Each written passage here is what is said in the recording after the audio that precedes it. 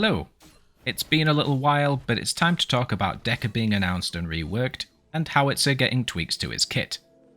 Dekker was one of the staple supports in Paragon with her CC and zoning abilities, but for Predecessor she's been reworked a little bit, but to get into her kit I will put the ability breakdowns on the left. But I will say I won't be comparing her to her Paragon version, as I feel by this point it will have been done to death, and as Paragon isn't coming back, I don't see the point in comparisons.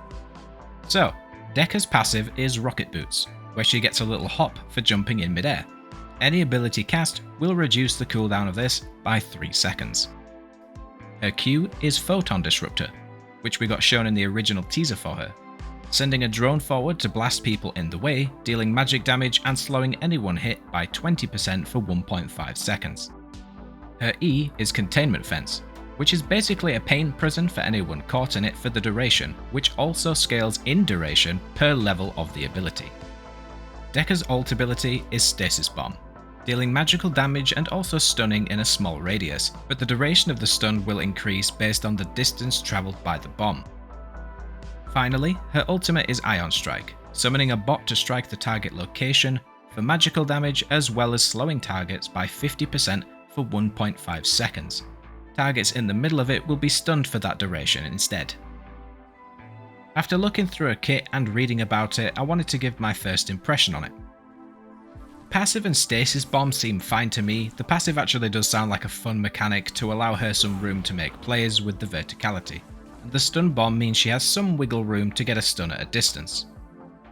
Although I would like some clarification on 3,500 units of distance. Maybe a Maeder can at some point put out an image showing how far, for example, 500, 1000, 2000, 3000 units is, so you just get a feel for how far 3,500 units really is. The Containment Fence, again, I feel like it's fine. It's got a decent size. I am curious if Blinks can get out of it from within the fence or whether it's slightly too high from some angles. I think it should be possible. It could make Gideon the real MVP for avoiding vaporization in teamfights. The only thing in her kit I am a little unsure of is the amount of CC that she has between her Q, R and ult ability. Now I will say that it is super hard to talk about balancing without actually playing the game for obvious reasons. Just the idea of her potentially having 2 stuns and a slow, or a stun and 2 slows, could be very strong. But this does kind of hinge on what I said earlier about the unit distance, and also how the abilities actually combo in a proper match. But she does look like a lot of fun to play. I will definitely be checking her out, as I never really played her in Paragon, but the rework has my attention. Right, so moving on to Howie. He has been given a slight tweak on a few of his abilities to make him a bit more interesting than he already was. So let's take a look, starting with his passive, Armed Salvo. This seems to be unchanged, but he will deal bonus magic damage on auto attacks in a small area and restore 10% of the damage dealt as mana, or 50% if you hit an enemy hero. Using an ability also reduces the cooldown of his passive by 5 seconds. His E is Landmine, which has been tweaked to be thrown in an arc.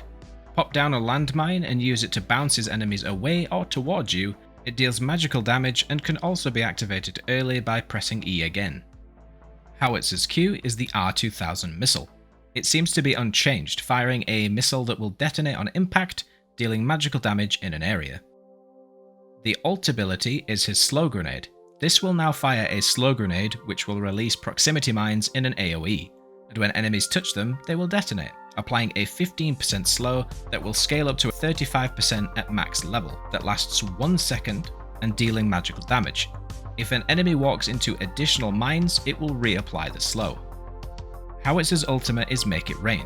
Changed from its last iteration, Howitzer now jumps in the air and fires down 12 missiles over 3 seconds for massive magical damage. To talk about his kit and changes, I think this will put him in a really strong position for mid lane now. I am curious how the new arc on his landmine will work out, as it will take a little getting used to. But I wonder if this will also make it faster to combo with in the long run, as you get muscle memory for the distance. His slow grenade / mines being in an AoE rather than a line of 3 will make for a nice change and potentially more reliable than the line of 3 used to be.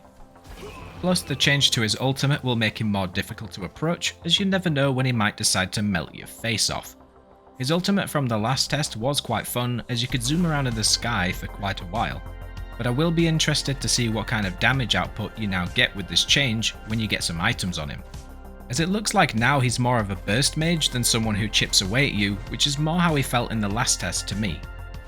I think between both of these reveals and reworks, both heroes now look better than they were the last time we saw them, even if Dekker was like 6 years ago.